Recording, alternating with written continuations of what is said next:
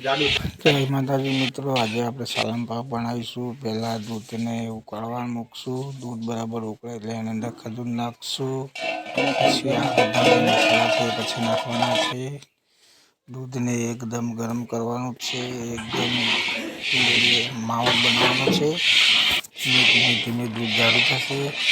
પછી તેની અંદર ખજૂર નાખશું આપણે। ધીમે ધીમે જાડું થઈ જાય આ રીતનું એટલે માવો બની જશે। માવાને બરાબર શેકવાનો છે। બરાબર માવો શેકાશે એકદમ લાલ થઈ જશે એટલે એમાં ઘી નાખવાનું છે। ઘી નાખશું એટલે આવો છૂટો પડશે। પછી માવાને શેકાઈ જાય એટલે એક થાળમાં કાઢી લઈશું આપણે। અંદર અમુક મસાલા નાખવાના છે તે નાખશું। મસાલા નાખી અને એને પછી એક થાળમાં કાઢી લઈશું। ધીમે ધીમે ઘી પૂરવાનું મસાલા નાખી દેવાના।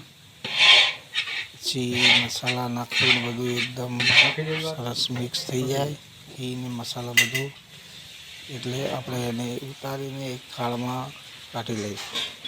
એક થાળમાં એને એકદમ સરસ મસાલા મિક્સ થાય છે અને ઘી પણ નાખવાનું મિક્સ થઈ જાય એટલે એક થાળમાં આ રીતના કાઢી લઈશું। પછી આપણે મૂકશું ચાસણી પહેલાં ચાસણી પછી મૂકશું। પહેલાં ઘી ગરમ કરીને ગુંદને શેકી લઈશું। ગુંદ બરાબર શેકાઈ જાય એટલે ગુંદને આપણે એકદમ આટલું શેકવાનું છે લાલ કલરનું અને એકદમ છૂટો થઈ જશે। પછી ગુંદ બરાબર શેકાઈ જાય એટલે ગુંદને આપણે કાઢી લેવો પડશે સાઈડમાં।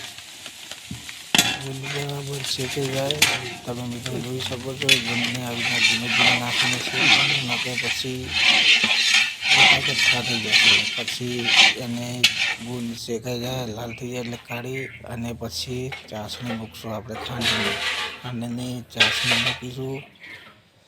ચાસણી આપણે 2 તારની કરીશું। ચાસણી તૈયાર થઈ જાય એટલે બધું શેકેલો માલ બધો અંદર નાખશું।